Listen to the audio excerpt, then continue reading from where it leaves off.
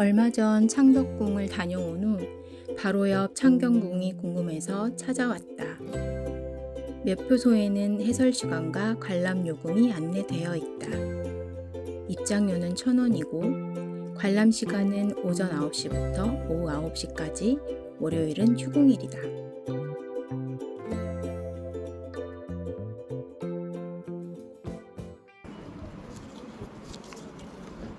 매표소에서 받은 티켓으로 홍화문 입구 QR을 찍고 입장하면 된다.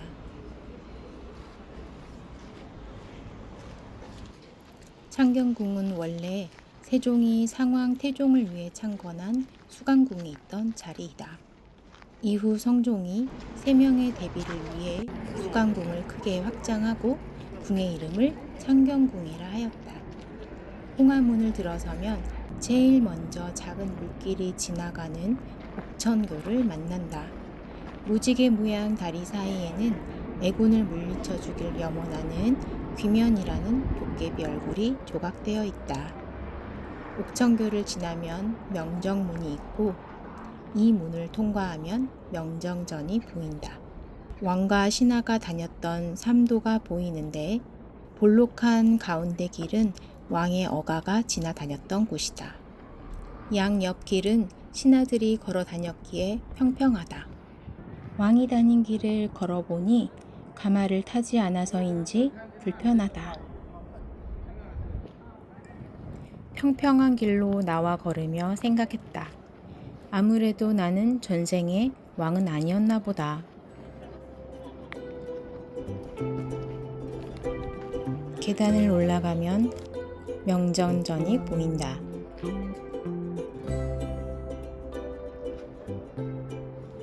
명정전은 왕의 즉위식, 신하들의 할애, 과거시험 등 국가 행사를 치르던 곳이다.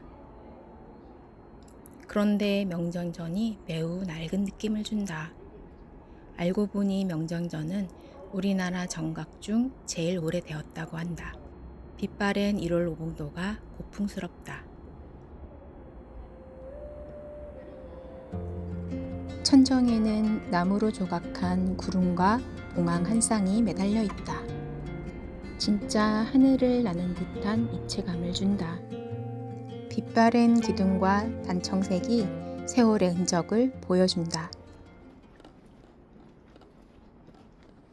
명정전을 나와 옆으로 돌아가면 문정전이 있다.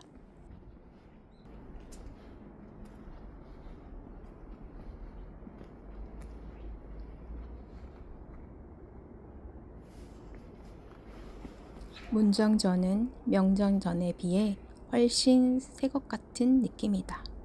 1984년 창경궁을 복원하며 현대에 지어졌기 때문이다. 임금님의 편전으로 쓰여진 곳인데 왕실의 장례가 있을 때에는 왕과 왕비의 신주가 종묘로 모셔지기까지 3년간 모셔두는 장소이기도 했다.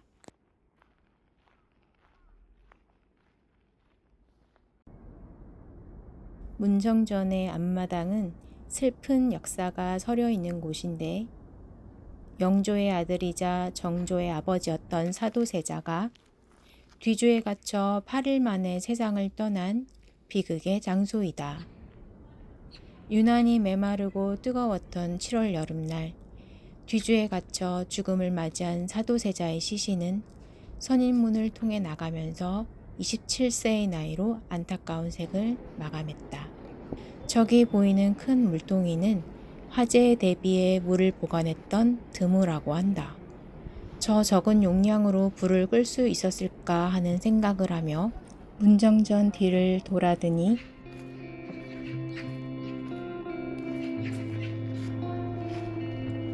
영조 친필에 편액이 걸린 숙문당이 있다.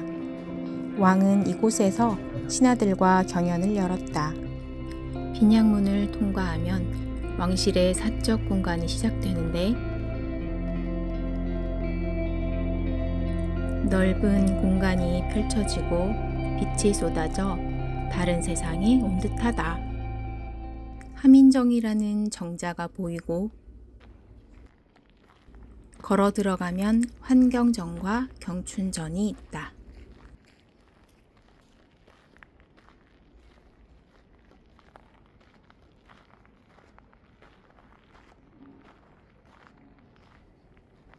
환경전의 환경은 기쁘고 경사스럽다라는 뜻인데 주로 임금이나 세자의 침전 역할을 하던 곳이다.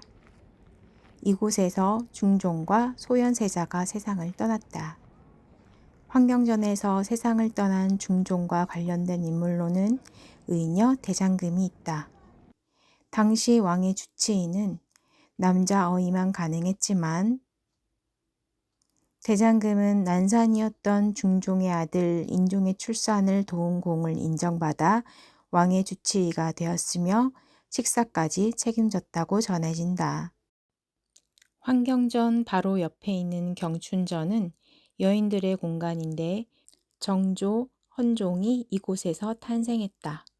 정조가 태어날 때 해경궁 홍씨가 용이 논이는 꿈을 꾸었다는 이야기가 전해진다.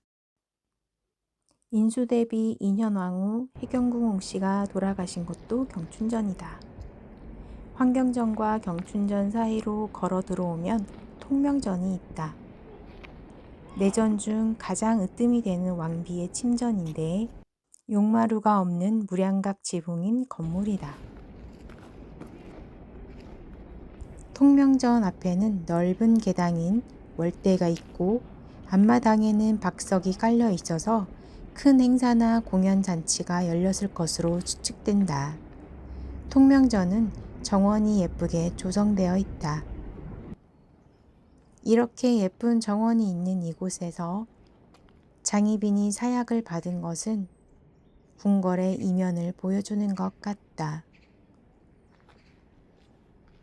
통명전에는 맺게 차다라는 의미의 열천이라는 우물이 있다.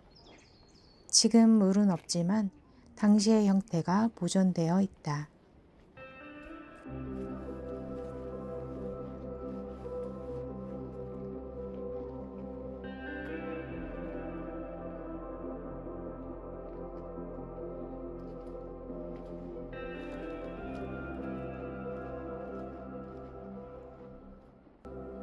창경궁에서 으뜸 가는 내전이었던 만큼 통명전의 뒤뜰도 잘 꾸며 놓았다. 분홍빛 꽃들과 함께 실록의 푸르름이 더해간다. 통명전 뒤까지 한 바퀴 돌면 양화당이 보인다.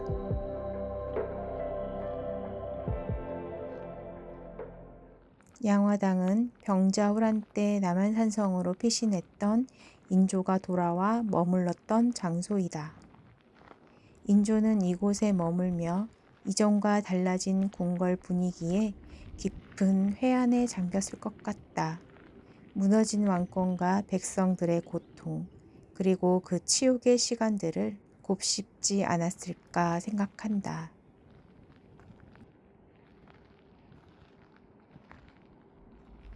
저기 보이는 정각은 정조가 아주 많이 머물렀던 영춘원이다.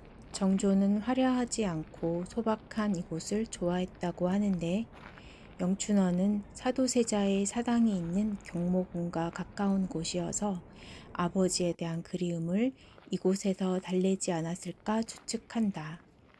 바로 옆 집복헌은 아버지 사도세자가 태어난 곳이기도 하다.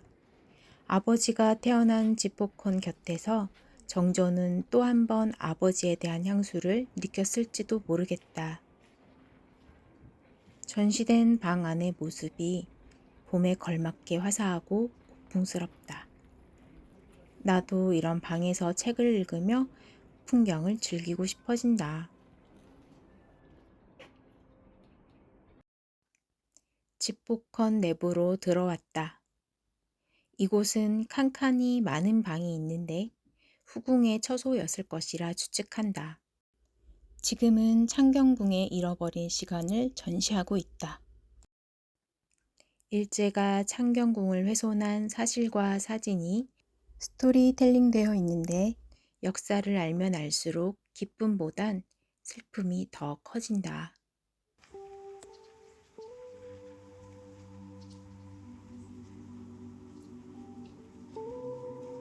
1907년 순종이 왕위에 오른 후 일본은 순종을 위한 볼거리를 제공한다는 명목으로 창경궁 내에 동물원과 식물원을 만들고 1911년 창경궁을 창경원으로 격하했다.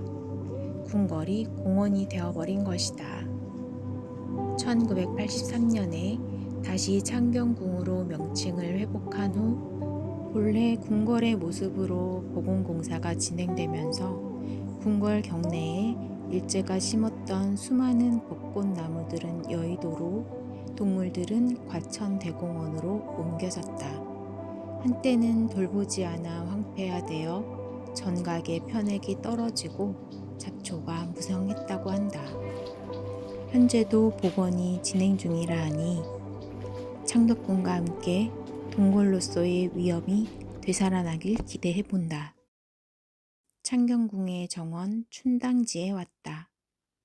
예쁜 꽃나무와 실록이 어울려 호수와 장관을 이루는 멋진 이 호수는 원래 왕이 직접 농사 시범을 보였던 농지였는데 일제가 연못으로 만들었다고 한다. 아름답다고 생각한 이곳의 사연을 알게 되니 씁쓸함이 전해진다. 한적하고 여유로운 풍경 속에 청둥오리는 아무것도 모르는 것 마냥 털을 고르는 모습이 평화로워 보인다.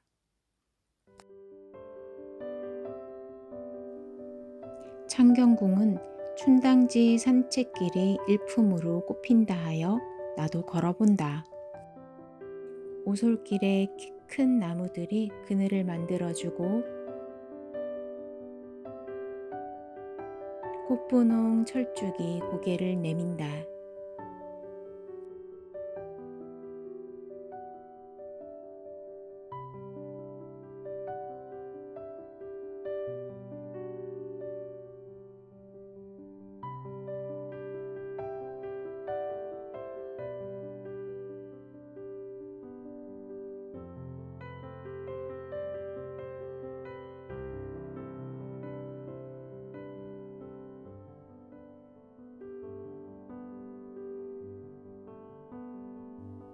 이제 막 피어나려고 단단히 여문 꽃봉오리들이 봄의 기운을 전해준다.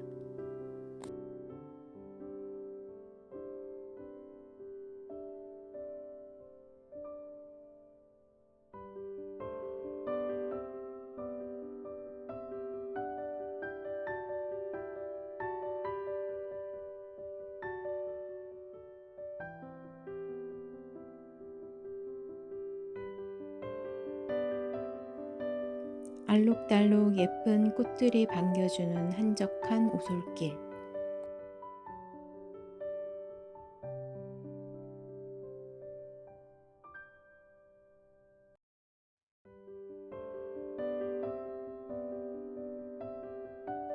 그리고 고요한 옥빛 호수.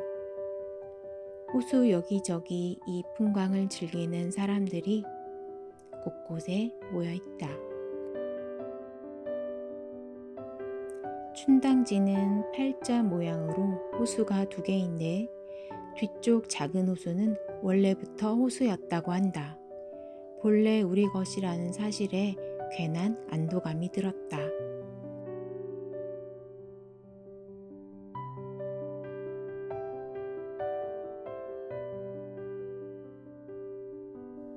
뒤쪽 작은 호수에는 벚꽃비가 내려 장관을 이룬다. 호수에 내린 꽃비는 처음 보는데 황홀한 기분이 들어 한참을 감상했다.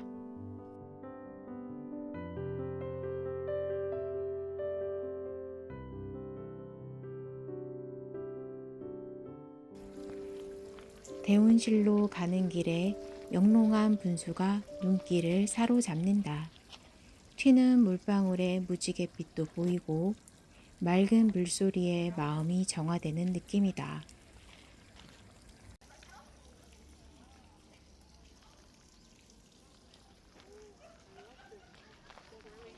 흰색 철골 구조의 유리로 만들어진 대운실에 왔다.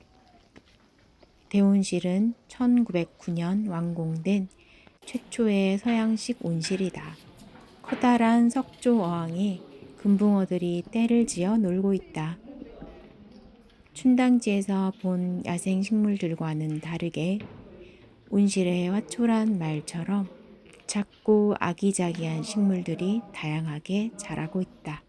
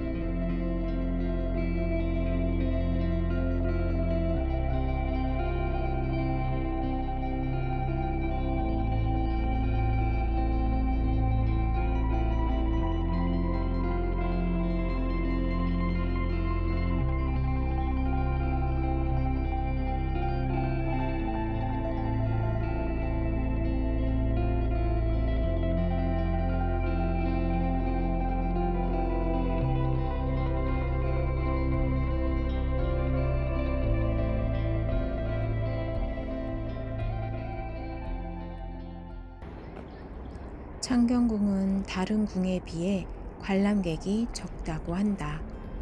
과거 창경원이었던 기억 때문일까? 복원이 늦게 된 사실 때문일까? 창경궁은 여러 대에 걸쳐 왕실의 생활 공간이었던 만큼 정각마다 다양한 이야기들이 숨어 있다. 이렇게 많은 이야기를 간직한 궁이 또 있을까? 영춘원에 스며든 정조의 아버지에 대한 그리움, 어머니 해경궁 홍씨의 회갑을 기념하며 홍화문 밖 가난한 백성들에게 쌀을 나누어 준 정조의 효심. 정조는 효를 어머니께 행하면서도 그 뜻을 백성들에게도 펼치는 어진 임금이었다.